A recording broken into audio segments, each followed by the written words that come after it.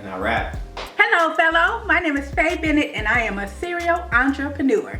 My name is Jordan Foster, and I'm a content creator. I do a lot of video production and video direction. My passion, though, is capturing what my eyes see. Hey, my name is Alexandria Sepulveda. I run a photo booth for events, weddings, birthday parties, baby showers, divorce parties, anything like that. I rent my photo booth out, and I just love to see people having a great time using it. Yo, this is BAC Pierre, Breaking Hearts Clothing, fashion designer. Been in the game for like a decade plus, going crazy. I'm a brand, so like we do it all.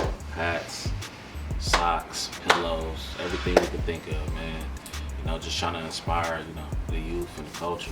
My name is Sheila Head, and I am the high priestess up here. And basically, in lay terms, I'm a master hairdresser. And it's something that I've been doing for the last 45 years. And so this is why I am a master at it. It's something that I have passion for. I love tapping into what it is that makes you the individual. So I am a proponent of Hairitude. Where I tap into what it is that makes you the unique individual, and my ability to give you what it is that sometimes you can't even articulate. Because most people don't know what they want, but they all know what they don't want. And so that's my mastery, is to tap in and give you something that is uniquely you. I am Joe Blow Macavucci, Joe or Joseph, or depending on how you know me, Mac, whatever. Macavucci is my brand. I've been running that for 2 years. I skateboard, I'm an entertainer, I run events, and I'm a Northcastle Skate XP board member. My name is Bessie Batchan. Most of my people call me Dee Dee or Miss Dee Dee. I own my own child care business for the last 12 years. Before that, I worked in the corporate world, and I did nails, had my own business called A Divine Creation for 17 years. I've been doing my music for about 7 years plus. So I've been doing this for 20 plus years. It's been 6 years officially, but being that it's been a hobby, maybe we could say 8 years. I've been doing my business for about a year now. 10 plus years, man. 10 plus years in the game. This year is 39 years old. 2 years now, 2 years solid. I currently have a child care business that I've been in for 12 years. And before that, I worked for 17 years doing, had my own business, beauty salon. I was a professional acrylic nail person. Altogether, it's been 29 years that I've been in my own business. What made me want to venture into the craft was just hearing music as a young child and always hearing the concepts of the songs and hearing the rhythm. I just kind of made my own rhythm and my own words to the same song growing up. I think it was because I lived in a very creative household. Like my father sung, my mother used to sing, we used to do skits, we used to perform African dance, do all sorts of things. And so also we did music. And so when we go in the studio, I fell in love with the production and how to create the music. And so then that's how I got into music. So now I do music, and then I just started getting more and more creative. I started writing, so now I write poetry, and I write lyrics. And then also I started drawing, and then I started creating my own merch. And I love wearing my own stuff, just seeing it come to life and see other people wear it. That's the best part. What got me into videography first was photography. And what got me into photography was just realizing that there's a lot of creators out there that I admire, And you know, I wanted to replicate something similar. I wanted to do something for myself. And understanding that these people just had cameras, I was like, the only difference between me and them is a camera. So I got a camera. And I learned a lot in that process because I bought a camera and it was nothing like I anticipated. It was like vastly more complex than I would have imagined. I didn't understand the exposure triangle. I didn't understand aperture, shutter speed, or ISO. I didn't understand any of that. So I bought the camera off Groupon thinking I could be like these cool people on Instagram, only to find out that my photos looked trash and I didn't even understand why. So at that point, I had even decided returning the camera back to Groupon, but I had recently just gone through my first heartbreak. So I was in shambles. I was very destructive. So at that moment, I told myself, and I'm coming into my adulthood, I told myself, Jordan, you haven't really committed yourself to anything. You don't have an identity. So at that point, I took it as a challenge to learn this tool because I knew anything is possible as long as I put my mind to it. I decided to take on this challenge and learn this tool. So I started getting books and I started, figuring out how to manipulate this tool and replicate what I see with my eye through this lens. And through that process, I started to understand, why I was deficient in school and why I didn't really have much to look for in life. And it was just because I had a lack of passion. So with my commitment to the camera, I began to understand passion and what it meant to be thorough and what it meant to be diligent. And with those traits, I felt like anything was possible. So I decided to continually go down this path of just exploration because I was finding new aspects about my manhood, about what I could achieve in life, and just how I can make my imagination a reality. And ever since, it's been a subtle progression, like from photography to videography, from videography to different roles within video production.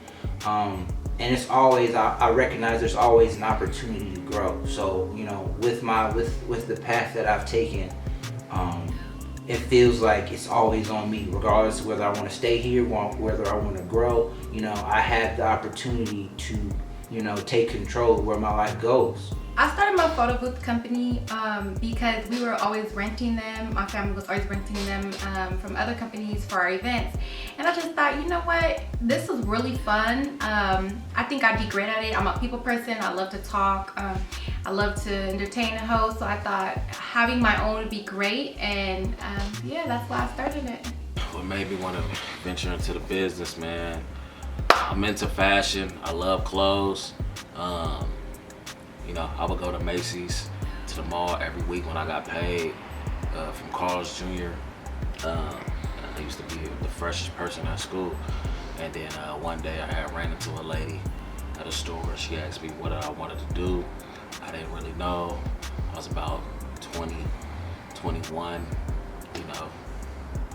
just, confused at life at that time. I was in the clothes. She told me, she said,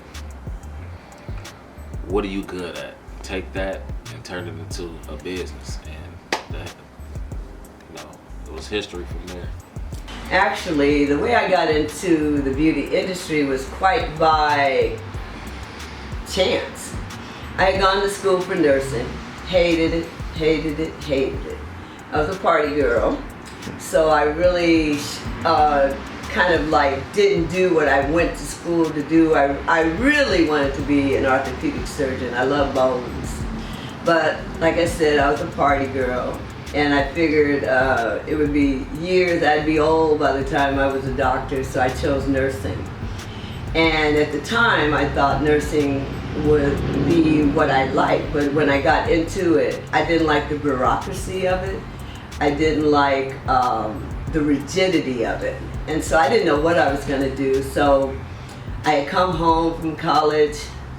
My third semester didn't finish and told my parents I wasn't going back.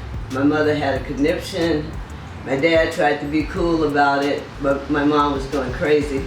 So I knew that I needed to get out of the house. And so literally I rode with my sister Tulane College, and she was always the hairdresser in the family, not me. I was a revolutionary, so I didn't trip on hair. And so we went there, they did an assessment test, and they, invited me to take the test. And I ended up scoring 100% on the test, because the test was basically math, increments, fractions, all of the things that you would eventually use in the hair industry.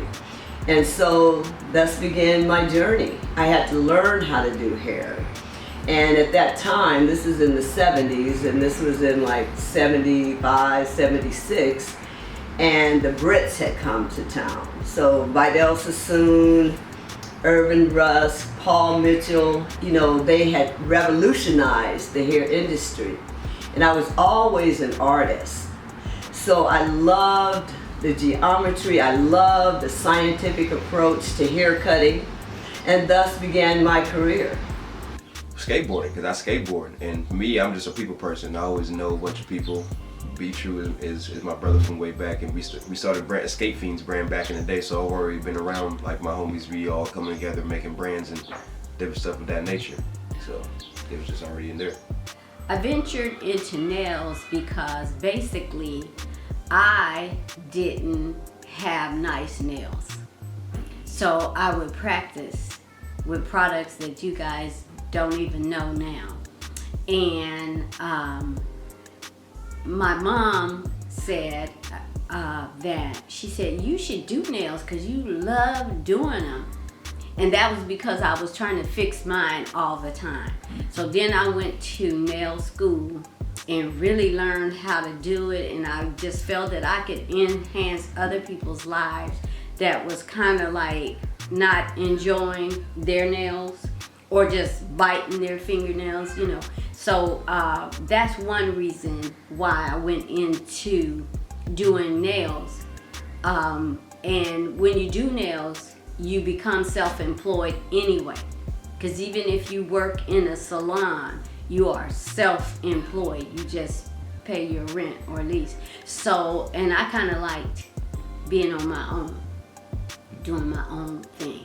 Eventually, nails kind of changed and became less customer service and more of a express line. And that wasn't the type of manicures that I was.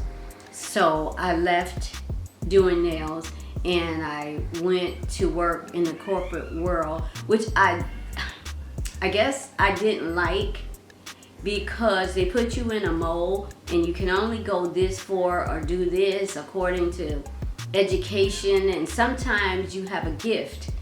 You may not be educated in that area, but you have a gift, and so you can just flow in it. And I left and I went back into my own business of childcare. And that was kind of a fluke. A lady saw me and she asked me, she was a teacher, and asked me if I would keep her child. And I said, okay, you really, she said, I see you working with the kids at the school and everything. So I started to keep Jack, who was the first baby that I got, and been doing it for the last 12, 13 years, and I enjoy it, and I like working for myself. I think the pandemic actually helped me become more of an artist. Honestly, it helped me get on my feet and actually start working. I used to wait for people, but when the pandemic came, I just started working by myself and working harder. Kind of got a little team from overseas, and they started sending me beats, and every beat that they send me, I just started going back to the studio and just putting in work. So the pandemic affected my business like it affected everyone else's. It, sales kind of declined and everything started moving slow. But the positive note is I had more time to be more creative and do a lot of things that I always wanted to do. And now, hopefully, everything is back rolling and you guys will see what was in my brain. The pandemic definitely did have a big impact on, parties and gatherings like that. But once people started gathering back together again, it definitely made my business boom. I kind of went into business like towards the end of the pandemic, and now I feel like everybody's trying to catch up. And the pandemic, when it first hit 2020, it was really a blessing for my business. That was the best grossing year I made. I actually got back into the brand because I was at home, wasn't doing too much. I was focused on my son's business, Demir Smoothies, and I used to get questions every day, when you gonna start the brand back, when you gonna start the brand back? I'm at home thinking about it. We in the pandemic. I said, you know what? I'm gonna get back on. And that was the best decision ever. You know, never quit. You know, you could take breaks, but never quit. It was the best year from 2020 on till now, man. The fire is lit, and I'm super hungry and inspired. Well, the pandemic was quite a shock to my business. It affected me in multiple ways, but the main thing, it shut me down for 8 months. So my business was literally shut down for 8 months, and I have never not worked that long in my adult life. And then on a psychological level, for me to be able to be, I've always worked for myself since I was 22 years old. And then to be told that I can no longer come into my place of business and take care of myself and my livelihood, it was just shocking. And then to be considered non-essential. I think non-essential really wrecked with my mind, because like, I'm a 60-plus-year-old black woman who has worked for myself since I was 22, and now you're gonna tell me I'm non-essential? What the? So it wrecked with me. But what it did for me was it gave me, like, I got busy. I started listening to the town hall meetings that we were having, because it was a shock for everybody. Nobody knew how to deal with the pandemic because it was new. And so I started listening to the town hall meeting with Oakland, and so I got on the computer as they were talking about all of the things that were coming down the pike. So I started signing up. So I ended up signing up. I got a couple of grants from the city.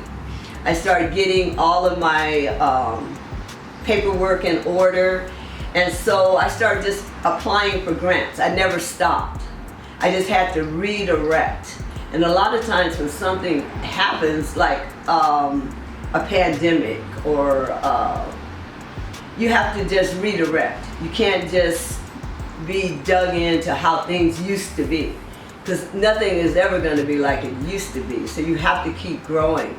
So my business actually, after I got over the initial shock of being closed, I took a different view. I took it as an opportunity to really explore other things. I ended up getting more funding in 2020 than I have ever had in my 30 plus years in business, because so many avenues opened up. So in a lot of ways, financially, I thrived. I redirected some, my consultations now are all on Zoom. I do believe in, I take one client at a time, whereas before I would take at least 2 clients, because I knew how to get one person in this position, opened up an opportunity for me to service another person over here, which was great. And I had mastery of that, and I never overbooked or anything like that. But I think with the pandemic, it really gave me an opportunity to value and appreciate each person and really take time for that person.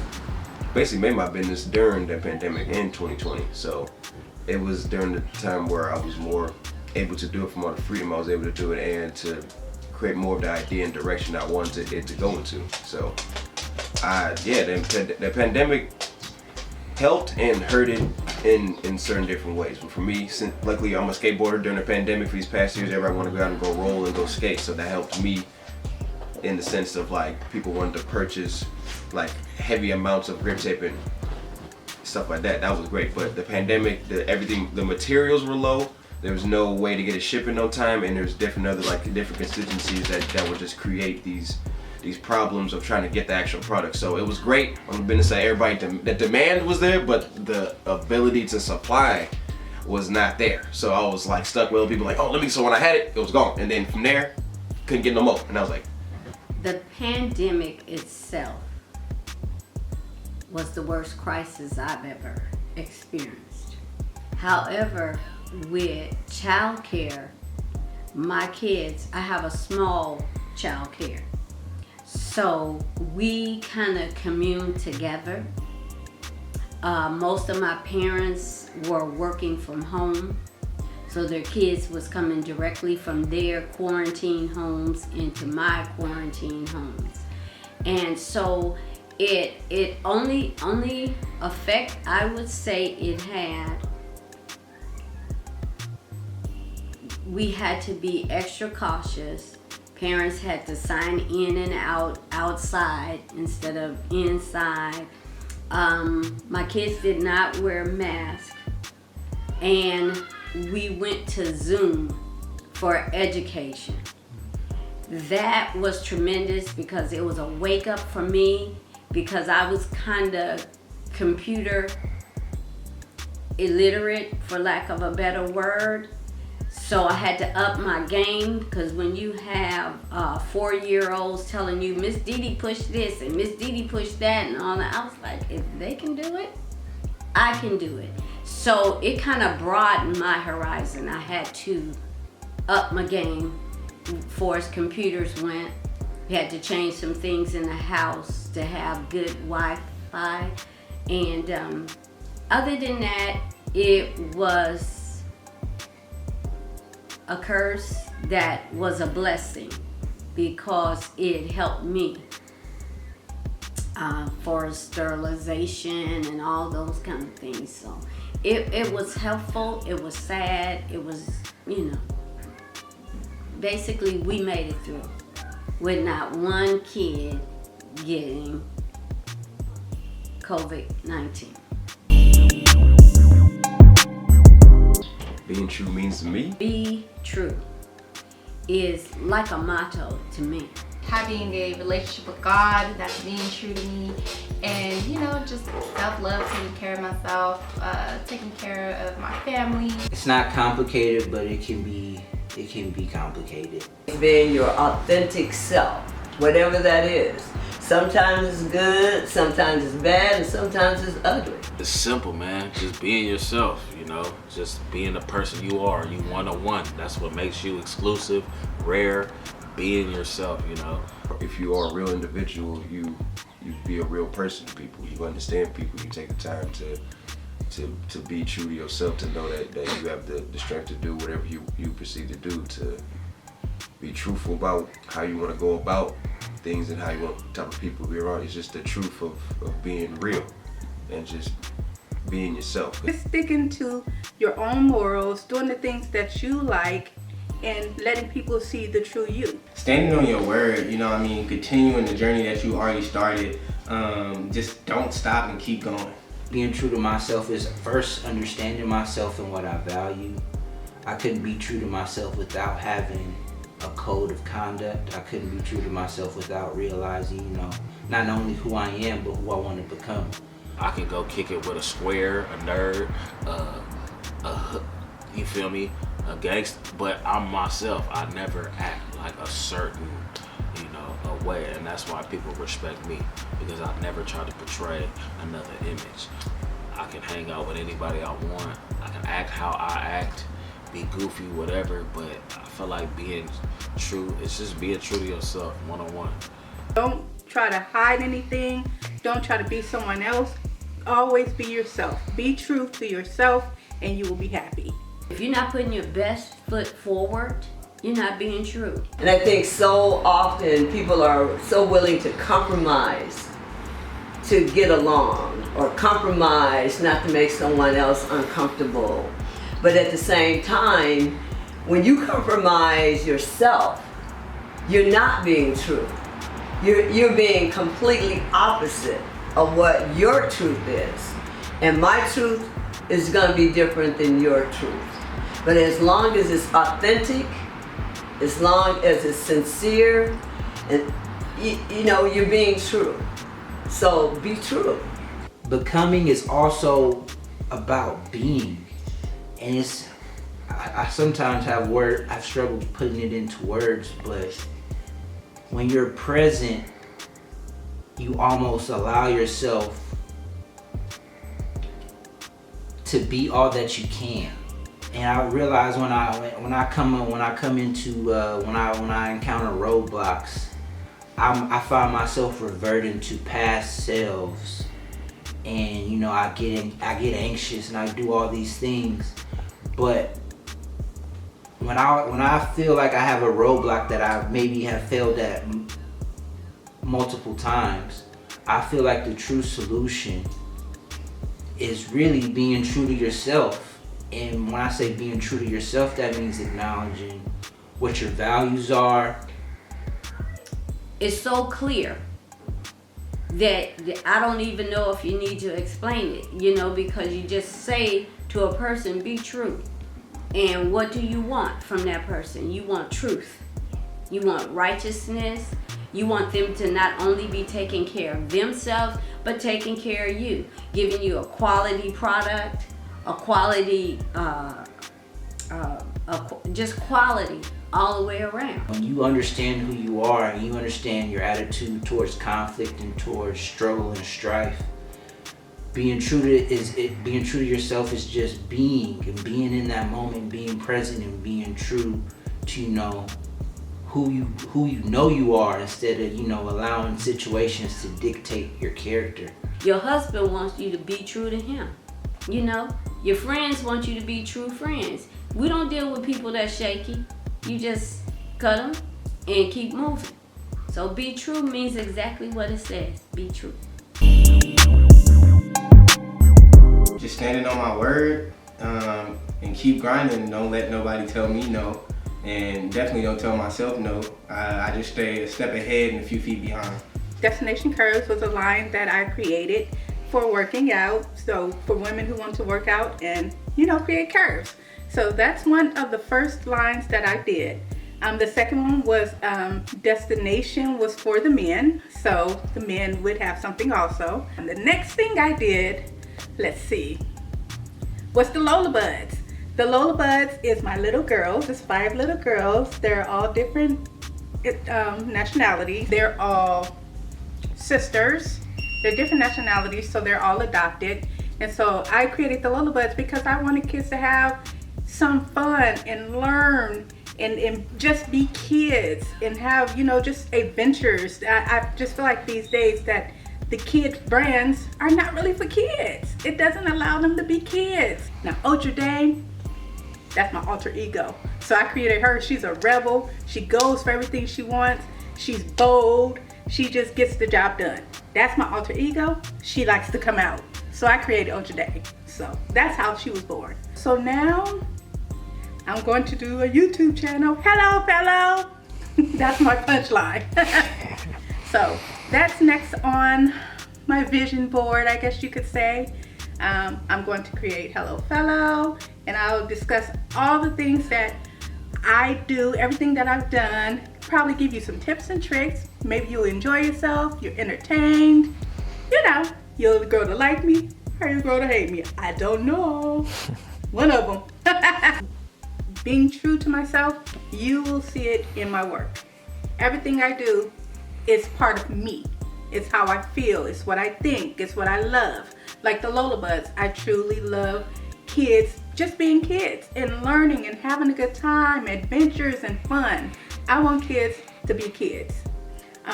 You'll see it in Ultra Dame. That's me, my alter ego. That's me, you know, wanting to be bold, wanting to be true, wanting to be out there and have a, you know, just be strong, be a strong woman. My art, you'll see I'm always making art for beautiful, different races and everything like that, because I want everyone to feel beautiful and know that they're beautiful no matter what race or nationality they are. My work is literally my perspective. And with my perspective, or with the craft that I have, it's hard to separate the two. Actually it isn't it's fairly easy to keep them separated, but in the way that I do my work, I make sure, I make it imperative that I always do it through Jordan's lens, because if it's not through Jordan's lens, then why am I doing it? I mean, anybody can pick up a camera and shoot something, and I feel like where I add value to my craft is with my personality, with my perspective. It has value. When I pick up the camera, the project that I do has value because I see things a certain way, and I stay true to myself in my craft. Or I actually, before I pick up the camera, and this is how I appreciate my work. Before I pick up the camera, before I do anything related to a camera, I exercise my individuality. I exercise seeing things that people don't see. And I exercise regularly having a unique perspective. So by the time I pick up the camera, it's inherent in what I do. It's just gonna happen on its own because I've already exercised this perspective of individuality and uniqueness. So whatever I try to do, I try to see it with my eyes first. I try to see it with, I see it with my heart. I try to get entrenched in what I'm seeing before I pick up this tool of manipulation and experience for myself. And once I experience, and once I'm true to myself in that regard, and in my experience, I can therefore frame things in a certain way that will replicate that experience. So that's my intent. My intent is to duplicate what I see with my eyes through the camera. And there's, of course, they have different techniques for achieving different cinematic effects. But at its very basis level, I want the viewer to feel what I felt. And that's how I stay true to myself. I think with me, it's all about communication, having good communication with my customers, having good communication. When they ask me a question, I instantly respond to them, and just making sure that they feel like, they can trust me to show up. They can trust me to do a really good job, and it's just, I get rewarded when I am at an event and they had a great time and they're like, thank you so much, we loved it, it was beautiful, and that makes me happy. So I feel like people mess with the brand because of me. I represent the brand right. People want to see me do good. I'm a good person. I show love. I drop gems. I feel like that speaks volume to be in the game 10 plus years and have your peers show you respect and love and reach out for advice, and I just feel like that's how I contribute to, bringing what I bring. To me, the way I apply being true to my business, it's a long history of that. And one of the reasons why people come to me is because I authentically assess and listen to what it is you want, or what it is you can't articulate you want, and then I talk to you honestly about it. A lot of times so consultations are absolutely key in the business. So that is a non-committal conversation about what you want. So I apply the being true method to my consultations. I talk to the clients about what it is they want. I truly listen, and I listen with active listening. And active listening to me means listening for what you hear, not listening to respond. And oftentimes people are listening to respond. And so if you're listening to respond, you can't hear.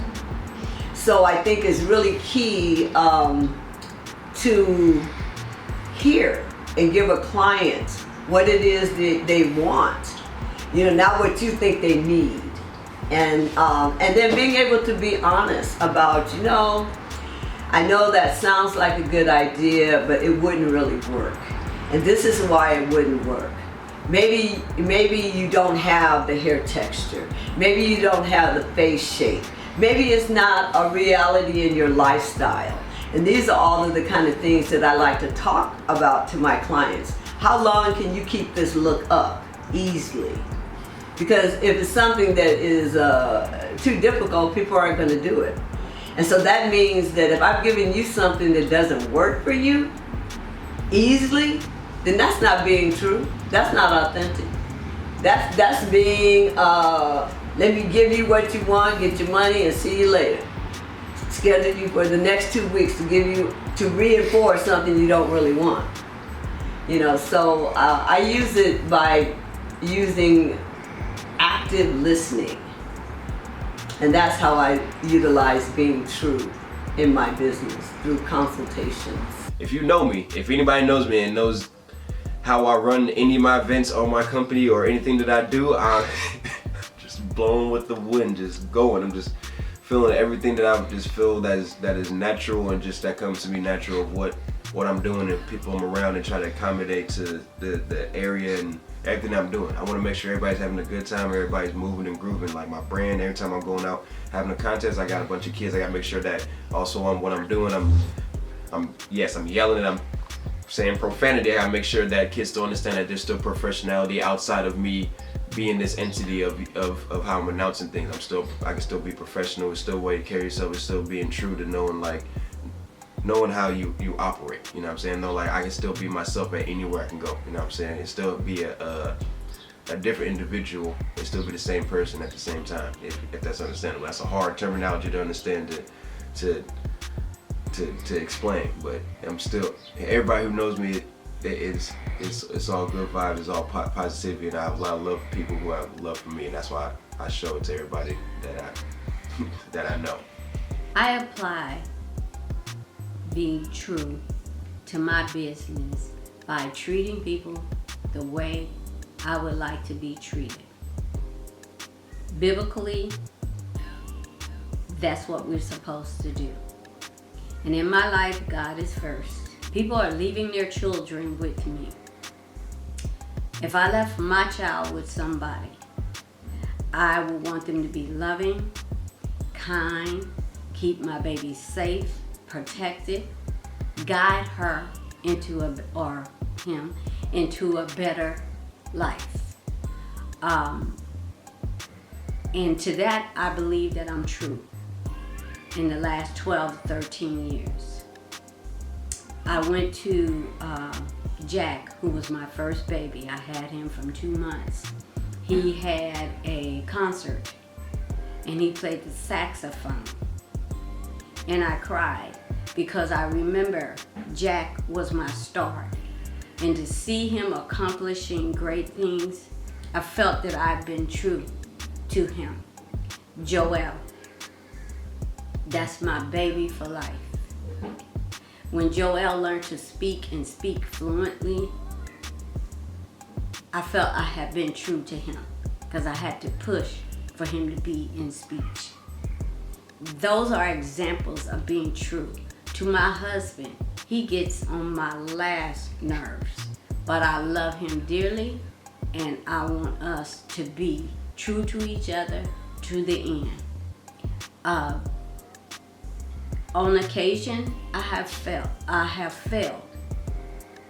Maybe I repeated something that somebody said and it basically hurt someone else. That wasn't being true to any of the people involved. Being true means a lot. It's a simple statement, but it takes courage to be true. You have to be brave because sometimes it don't feel good. That's be true.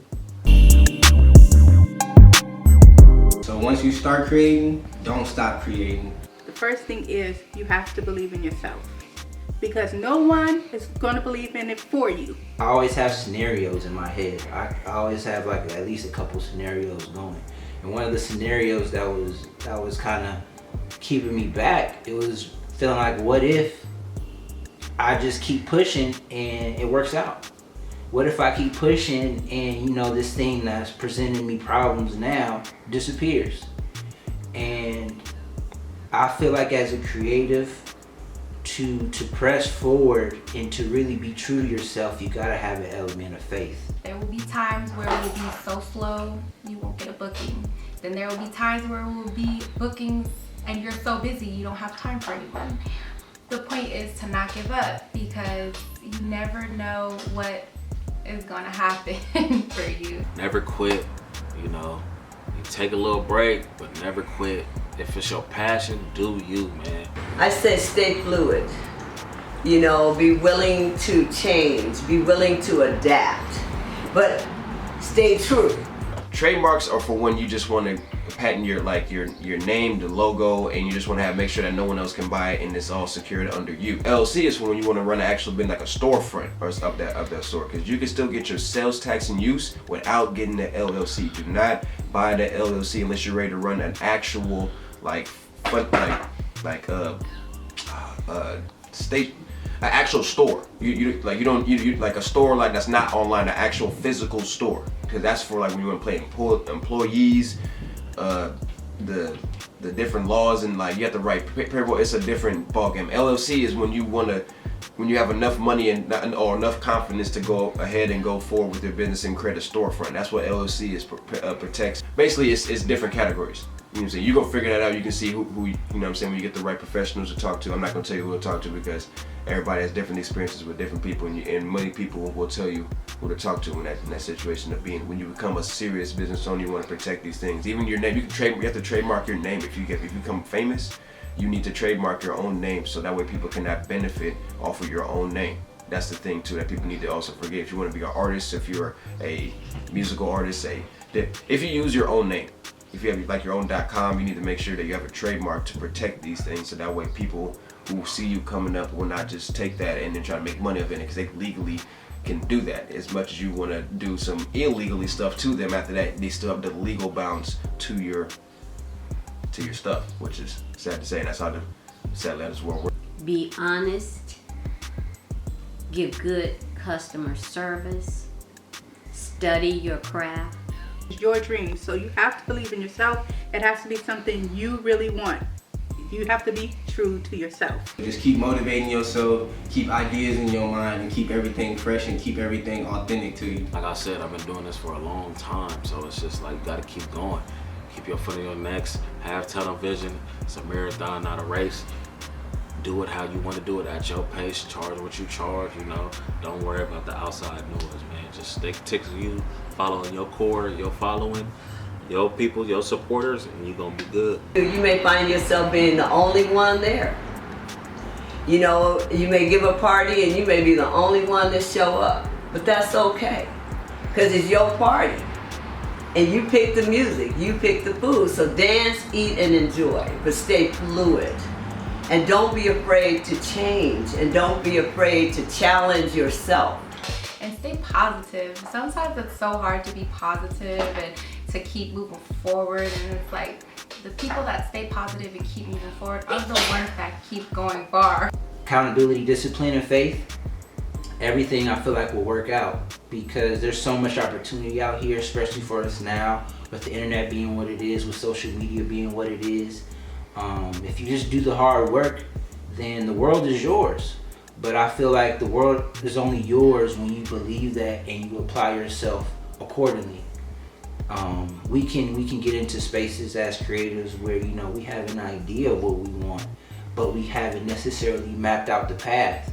And a lot of the times I feel like for the people I know and the people that have maybe hung it up, they had an idea of what they wanted, but they didn't negotiate the middle grounds with themselves. So that gap, it can seem gargantuan, it can seem impossible to close. But understanding that anything is possible, I feel like as creators we should always, you know, clarify those middle grounds, and, you know, and just start off with understanding that, you know, the ceiling is what we created. I mean, as we created, is as high as we want it to be. And as long as we apply ourselves and, you know, are patient with ourselves, you know, anything is possible. Put all your work and sweat and tears into it.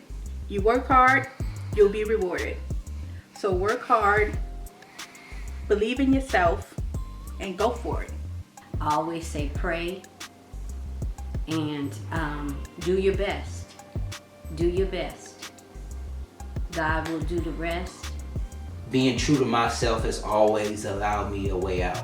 Being true to myself allowed me to be honest and hold myself accountable. Being true to myself allowed me to implement structure in my life, because I understand that we all got 24 hours. The most rich person in the world has 24 hours in the day. They may have been born into a family, but how we use our time is something that I acknowledge myself in as one of my values. I have to be accountable with myself, so I have to understand that I have time, and with time comes potential. And that's how I've been able to proudly say my business is 39 years old. I've been through recessions, economic breakdowns, property loss. I've been through a multitude of things, but I've always stayed true to my passion. And I've always been fluid. As I develop myself, I also develop what being true means to myself. And that's what excites me. I'm excited about, the man I can become. And, the only way I can become that man is by being true to myself.